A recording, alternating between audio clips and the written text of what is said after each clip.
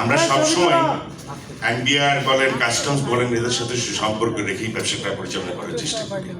কারণ বাস্তবতা হলো যে আমরা তাদের কাছে জিম্মি। আজকে যেটা আপনারা লক্ষ্য করছেন এটা কিছুই না, এটা অ্যাকচুয়ালি ক্ষমতার একটা বন্টন নিয়ে ঝগড়া হচ্ছে, টাকা পয়সার বন্টন নিয়ে ঝগড়া হচ্ছে।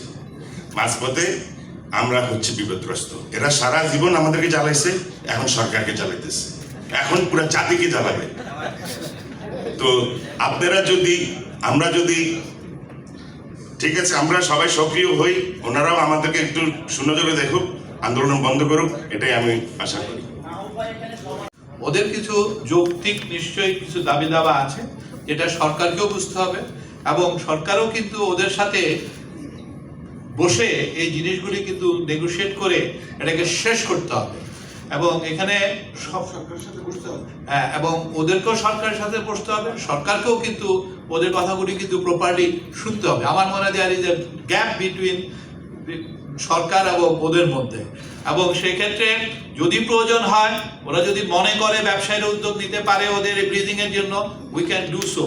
কিন্তু তার আগে যেটা করা উচিত, যে কাজ কেন বন্ধ করবে, ক্ষতি করে তো আসলে নেগোসিয়েশন করাটা কারোর জন্য কিন্তু যৌক্তিক নয়।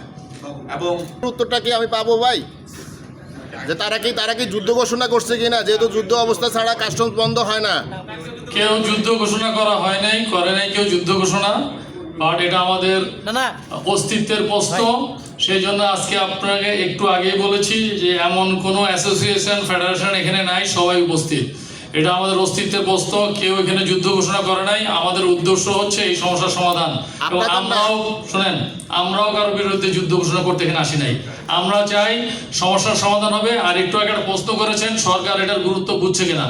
সরকার গুরুত্ব বুঝছে, কিন্তু যতটুকু বুঝার উচিত ততটুকু বুঝছেন না। এই জন্য বলছি যে মঙ্গলবারে মিটিং করার জন্য ডাকছেন, সরকারের উচিত আজকেই মিটিংয়ের জন্য ডাকা।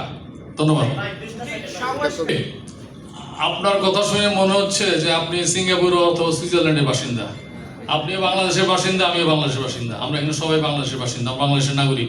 কি হয় না হয় কম বেশি আমরা জানি। সব কিছু জনসম্মুখে বলাটা বুদ্ধিমানের কাজ না।